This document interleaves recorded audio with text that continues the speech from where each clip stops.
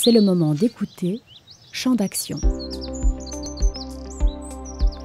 La pandémie du Covid-19 a relancé les débats sur la sécurité alimentaire dans les pays pauvres. Comment les pays où les populations ont du mal à se nourrir peuvent-ils affronter la pandémie ? Le protectionnisme est-il la solution ? Champ d'action a demandé à Laurence Roudard, professeure de développement agricole à l'ULB, de répondre à cette question. Champ d'action, les enjeux de l'agriculture en podcast. Bonjour Laurence Roudard. Bonjour. Dans l'édition 2020 de la revue Défi Sud, publiée par SOS Fin, vous avez écrit un article sur le protectionnisme agricole. L'Organisation des Nations Unies pour l'alimentation, la FAO, préfère généralement parler de sécurité alimentaire. Pouvez-vous nous expliquer pourquoi ? Au début des années 1980, la FAO a forgé ce qu'on appelle le concept élargi de sécurité alimentaire. Alors, comme toutes les définitions de la FAO, elles résultent d'un long processus de négociation interétatique et ça veut dire qu'on aboutit forcément à des définitions qui sont sans aspérité et dans lesquelles les aspects les plus sensibles politiquement n'apparaissent pas. Et effectivement, le concept de sécurité alimentaire tel qu'il a été défini par la FAO est un concept qu'on peut considérer comme apolitique. La sécurité alimentaire, telle que l'a définie la FAO, peut être obtenue dans une prison, dans une dictature. Toutes ces questions-là ne sont absolument pas posées par le concept de sécurité alimentaire de la FAO. Par ailleurs, un autre aspect important de ce concept de sécurité alimentaire, il émerge au début des années 80 dans un contexte de libéralisme triomphant. Et donc, c'est un concept qui est en partie inspiré par le libéralisme économique, qui s'oppose dans une certaine mesure au concept d'autosuffisance alimentaire, qui avait été très important dans les années 60, 70, justement porté par des gouvernements de pays anciennement colonisés qui venaient d'arriver au pouvoir et qui disaient la souveraineté politique, ça repose d'abord sur la souveraineté alimentaire, ou en tout cas sur l'autosuffisance alimentaire. Et ce concept d'autosuffisance alimentaire, effectivement, a été battu en brèche par le concept de sécurité alimentaire forgé par la FAO. Et ce concept-là, donc, il encourage implicitement le commerce international de denrées alimentaires, y compris pour les denrées vivrières de base. Le mouvement paysan international Via Campesina, qui signifie la voix paysanne, a fortement critiqué le vocabulaire de la FAO. Quel est le message porté par la Via Campesina ? Ce concept de sécurité alimentaire de la FAO, il a été remis en cause au Sommet mondial de l'alimentation en 1996 à Rome par la Via Campesina et par d'autres organisations qui ont mis en avant justement le concept de souveraineté alimentaire en faisant ressortir plusieurs dimensions politiques importantes. Alors, parmi ces dimensions, il y a qui contrôle l'usage des ressources productives, notamment la terre, l'eau, les semences. Comment est-ce que la valeur créée dans les systèmes agroalimentaires est-elle répartie entre les différents acteurs de ces systèmes ? Quelles sont les relations de pouvoir entre ces acteurs ? Est-ce que le fonctionnement des systèmes agroalimentaires est démocratique ou pas ? Donc, la Via Campesina n'a pas inventé l'idée de souveraineté alimentaire, c'est une idée qui est plus ancienne, mais elle a contribué à forger cette idée, à la distinguer de l'idée de sécurité alimentaire et à la diffuser. La théorie du libre-échange voudrait que les pays se spécialisent dans certaines productions alimentaires. Pouvez-vous nous expliquer pourquoi cela ne peut pas fonctionner dans le monde d'aujourd'hui ? Bon, déjà, ce que je voudrais dire, c'est que le commerce agricole international est nécessaire. Il y a des travaux de prospective agricole et alimentaire qui montrent que ce commerce restera nécessaire au cours des décennies à venir, en particulier l'Asie, l'Afrique subsaharienne, la région Moyen-Orient, Afrique du Nord, ont déjà une production inférieure aux besoins alimentaires de la population et ce décalage-là va aller en croissant. Ce que je voudrais dire aussi, c'est que le libre-échange n'est pas une condition du commerce international. On peut très bien avoir du commerce international dans un monde protectionniste. Et si je prends l'exemple donc de la communauté économique européenne, qui a donc précédé l'UE, qui a exercé un protectionnisme agricole important des années 60 aux années 80 pour les denrées jugées stratégiques, eh bien, cette politique protectionniste-là n'a pas empêché la communauté économique européenne d'être un importateur agricole de premier plan. Donc le libre-échange n'est pas une condition du commerce international. Alors où est le problème du libre-échange et en particulier quand on parle du secteur agricole ?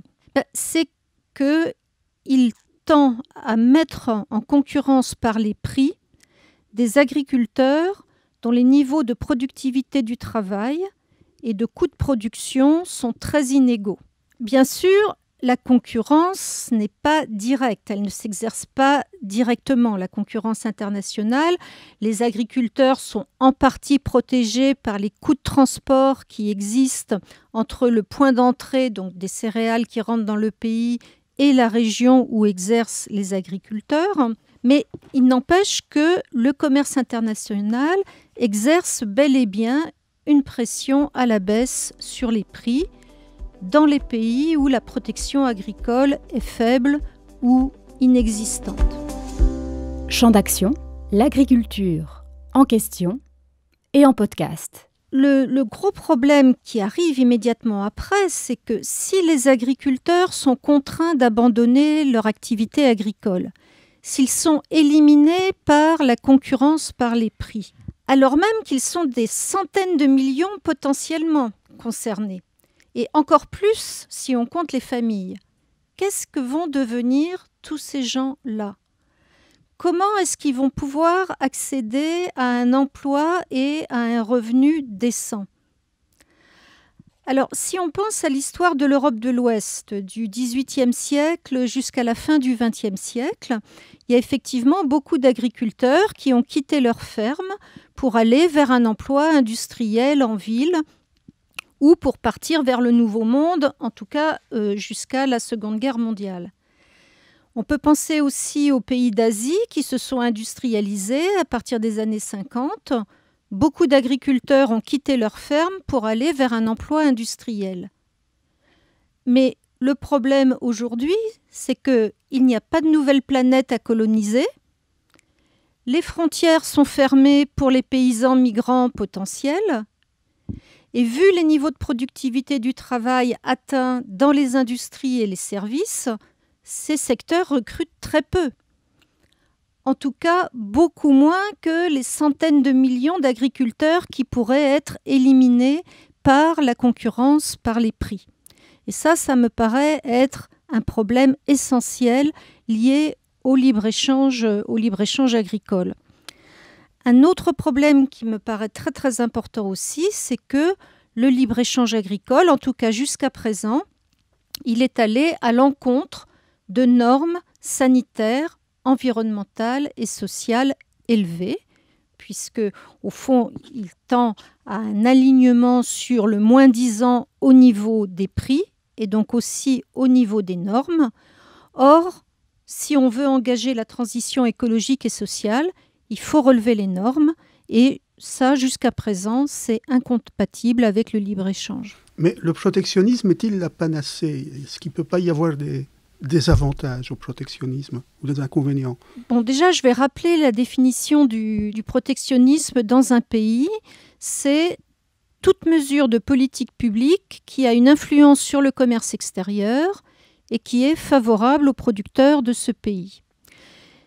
Donc, c'est une définition générale et ça correspond en fait à un très large éventail de mesures. Alors évidemment, quand on pense protectionnisme, en général, on pense immédiatement à droit de douane. c'est-à-dire taxe à l'importation. Mais en fait, il y a beaucoup d'autres mesures qui relèvent du protectionnisme. On peut penser aux quotas d'importation, aux subventions aux producteurs locaux, aux subventions à l'exportation, aux normes aussi, bien sûr. Les normes sanitaires, techniques, environnementales, sociales peuvent en fait s'inscrire dans une politique protectionniste.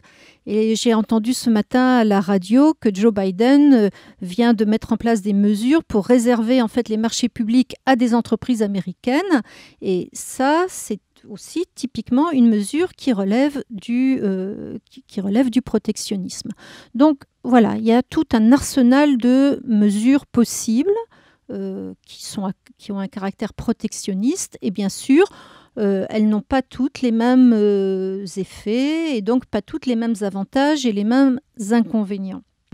Vous écoutez Champ d'action. Le protectionnisme en question avec Laurence Roudard. Le principal inconvénient du protectionnisme, celui qui est mis en avant par ceux qui luttent contre le protectionnisme, c'est le coût.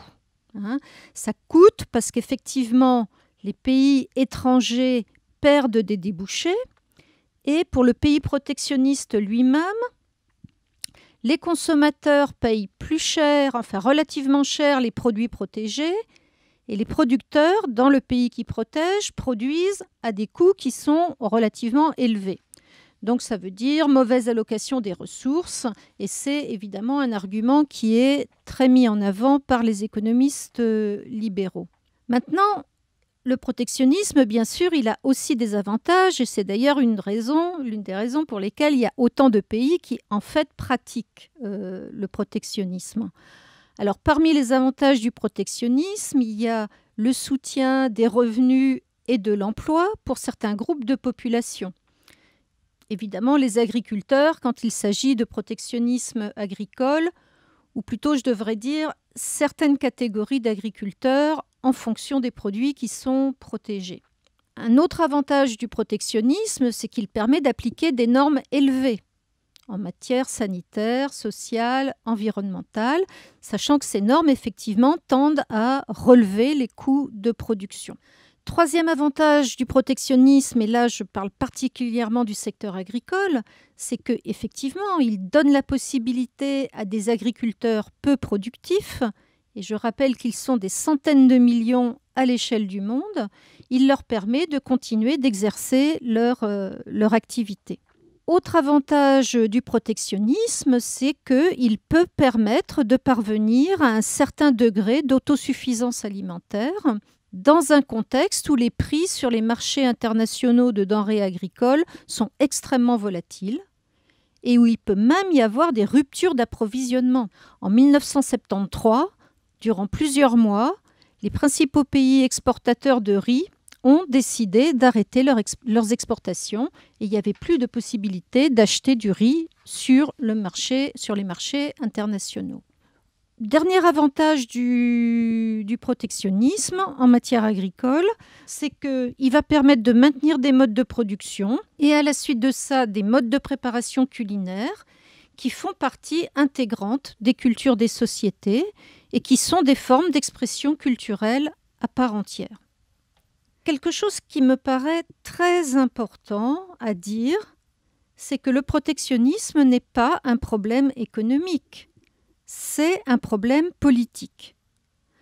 Oui, ça coûte de protéger tel ou tel secteur de l'économie et c'est très important que les économistes fournissent des estimations de ces coûts. Mais les coûts ne suffisent pas pour dire non au protectionnisme.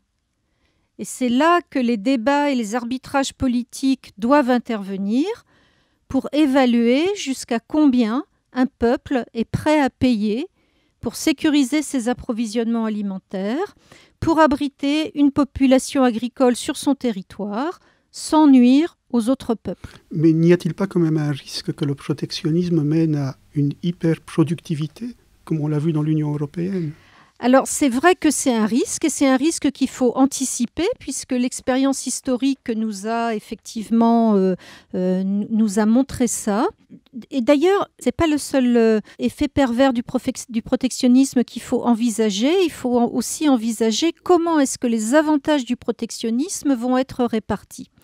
Donc, moi, je dirais que c'est les deux principales questions sur lesquelles il faut réfléchir en amont. C'est à qui va profiter le protectionnisme ?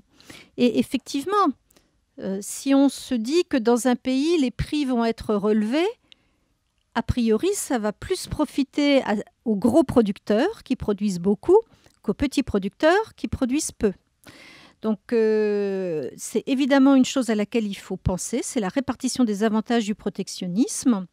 Donc ça veut dire que de toute façon, les niveaux de protection doivent effectivement être calculés en fonction du niveau de productivité de la majorité des agriculteurs. Et ensuite, il faut penser effectivement à un système d'imposition, de taxation des gros agriculteurs si jamais ils bénéficient de ces prix élevés. Le risque de surproduction, c'est quelque chose qui peut être géré en fixant des prix par quota. Donc effectivement, ne pas s'engager dans une politique où les prix sont garantis quelle que soit la quantité produite. Les prix sont garantis pour certaines quantités. Et là, donc, la question de politique publique qui vient sur le devant de la scène, c'est la gestion des quotas. C'est la répartition des quotas, mais c'est quelque chose qui se fait. On a pratiqué une politique de quotas laitiers en Europe pendant longtemps. Donc, je dirais, là aussi, il faut tirer les leçons de l'expérience acquise. Il y a certainement des choses à revoir, mais c'est quelque chose qui est possible. C'est quelque chose qu'on sait faire. Mais en tout cas, effectivement, c'est très important de penser à cet aspect-là quand on parle de protectionnisme. Dans la revue Défi Sud, vous rappelez que l'économiste libéral Adam Smith, au XVIIIe siècle, estimait que les droits de douane étaient justifiés pour les industries stratégiques. Alors la production alimentaire n'est-elle pas un secteur stratégique ? Alors en effet, Smith est souvent cité comme le père du libéralisme économique, ce qui n'est pas tout à fait juste, puisque les physiocrates, qui étaient des économistes dont certains fréquentaient la cour du roi de France, avaient tenu des discours libéraux avant lui. Et d'ailleurs, Smith s'est inspiré en partie des physiocrates. Mais bon, quoi qu'il en soit, il était bien un économiste libéral, mais je dirais d'un libéralisme bien tempéré par tout un ensemble de considérations morales et politiques. Et d'ailleurs, il tenait la chaire de philosophie morale à l'université de Glasgow. Et il ne faut jamais oublier que la science économique s'est constituée en partie dans cette matrice-là, c'est-à-dire la philosophie morale. Et il me semble que l'évolution de l'économie vers une discipline qui se veut dégagée de toute considération morale et politique est non seulement dangereuse, mais absurde. L'économie est forcément politique dès qu'elle touche à des questions d'accès et de contrôle des ressources productives, des questions de travail, des questions de répartition des fruits du travail et des questions d'utilisation des fruits du travail. Smith n'était pas un libéral forcené, il envisageait des interventions de l'État dans l'économie et notamment l'imposition de droits de douane pour les industries jugées stratégiques. Et je pense effectivement que la production alimentaire est bien un secteur stratégique dans un pays. Laurence, c'est votre podcast. Nous vous proposons de nous faire une surprise. À votre choix. Écoutez, je vais me référer à ce que vous m'aviez dit. Vous m'aviez proposé de parler ou de signaler une œuvre d'art. Moi, j'aime beaucoup les tapisseries de Jean Lurçat parce que les tapisseries, ça donne des couleurs qui sont à la fois éclatantes et en même temps chaleureuses. Et Jean Lurçat, c'est quelqu'un qui a fait des tapisseries qui sont à la fois figuratives, mais en même temps stylisées, et qui, je trouve, très poétiques. Et quand j'avais eu l'occasion de visiter le musée du vin, à Beaune, en Bourgogne, il y a une tapisserie de Jean Lurçat qui célèbre en fait la vigne et le vin.